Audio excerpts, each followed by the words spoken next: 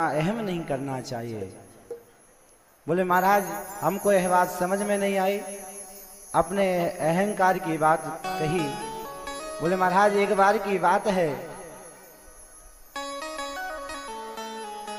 कि एक त्रिकूट पर्वत था, उस पर एक विशाल गज यानी हाथी वास करता था। उसका नाम गजेंद्र था। उसको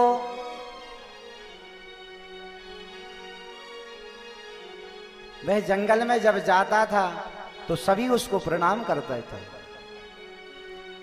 गजेंद्र को यह अभिमान आया कि सब लोग मुझे देखते हैं, वो प्रणाम करते हैं। और उसके गजेंद्र की 50 तो पत्नियां थीं और 150 पुत्र थे। तो उसके मन में ये था कि मेरा परिवार बहुत बड़ा है, मुझे किसी की जरूरत नहीं पड़ेगी।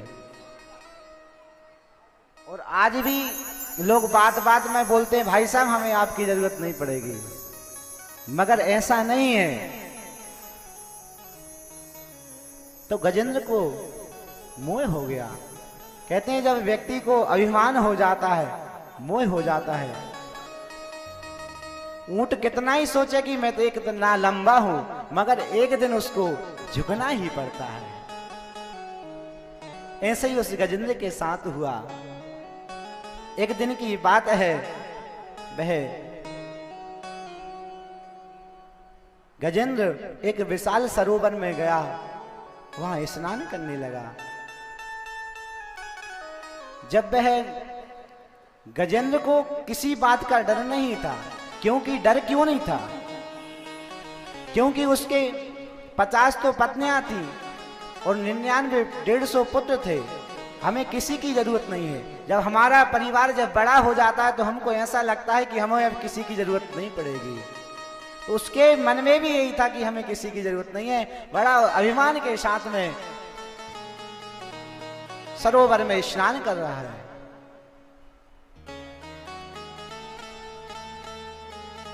मगर कहते हैं भगवान किसी का अभिमान अपने पास नहीं रख सकते, उसका अभिमान को एक दिन उसको दबा देते हैं।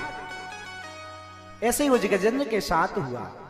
बड़े सरोवर में स्नान कर रहा था, उसी समय एक ग्राह आया। ग्राह मतलब मगर। तो मगर ने गज का पैर पकड़ लिया।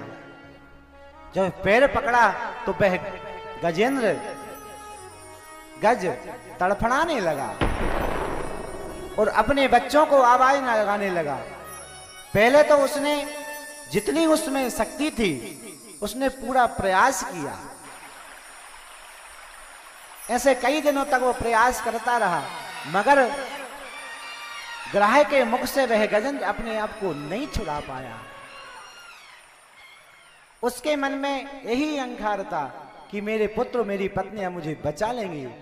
तो सबने सातों दो दिया, सबने उसका सहारा लिया। सूंड में सूंड फंसाकर उस गज को बाहर निकलने की सबने कोशिशें की, मगर सबकी कोशिशें नाकाम हो गई। देखिए घर परिवार माया का मोह है। जब व्यक्ति के पास विपत्ति आती है तब उसके पास उसके साथ कोई खड़ा नहीं होता। क्या द्रौपदी के पास 5 पांडव थे, द्रौपदी को कोई उंगली लगा के तो दिखा देता, मगर द्रौपदी को भी था कि मेरे 5 पति हैं, मुझे बचा लेंगे। तो द्रौपदी ने कहा, भगवान कृष्ण से पूछा कि आप एक बात बताइए, जब मेरा चीर हरण होने लगा जब ही आप क्यों पधारे? भगवान ने कहा, आपने मुझे कब बुलाया? जब आपके रिश्तेदारों ने, आपके भाई ने, आपके पति ने जब आपका साथ नहीं दिया, तुम तो आपके मन में तो अभिमान था, कि मुझे धर्मराज बचा लेंगे, अर्जुन, भीम, नकुल, सहदेव मुझे सब बचा लेंगे, पांचों पांडव। तुमने मेरा ध्यान नहीं किया। जब तुमको लगा कि अब तुम्हारे पास कोई नहीं बचा, जब तुमने मेरा ध्यान किया तो मैं आकर तत्काल आपके चीर को बचाया, आपकी लाज को बचाई।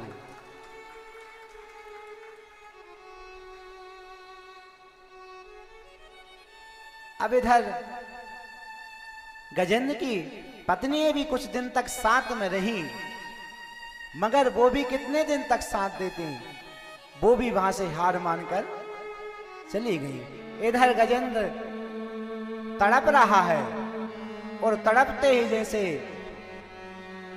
तड़प रहा है कि अब तो सोच रहा है कि अब तो मेरे प्राण जाने ही वाले हैं, अब मुझे कोई बचाने वाला नहीं है। देखिए, भगवान की भक्ति बड़ी टेढ़ी खीर है और भगवान की भक्ति मनुष्य को दृढ़ संकल्प लेकर करना चाहिए। यही हमको यह श्रीमद् भागवत सिखाती है।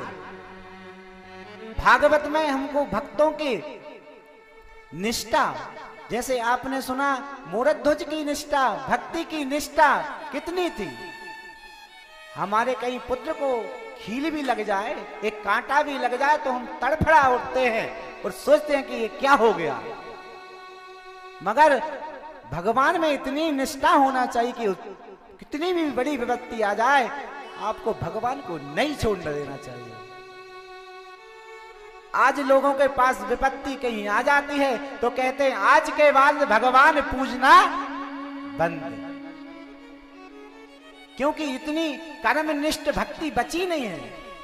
अब तो स्वार्थ की भक्ति बची है। स्वार्थ लाख करे सब प्रीति, शुर नर मुनि जन की यही रीति। सब स्वार्थ से भक्ति करते हैं। व्यक्ति मंदिर भी जाता है तो भगवान के सामने यही मांगता है। क्या मांगता है? तुच्छ सी चीजें। अरे मांगना है तो भगवान के सामने भगवान से कहो कि आपकी भक्ति हमको प्राप्त हो।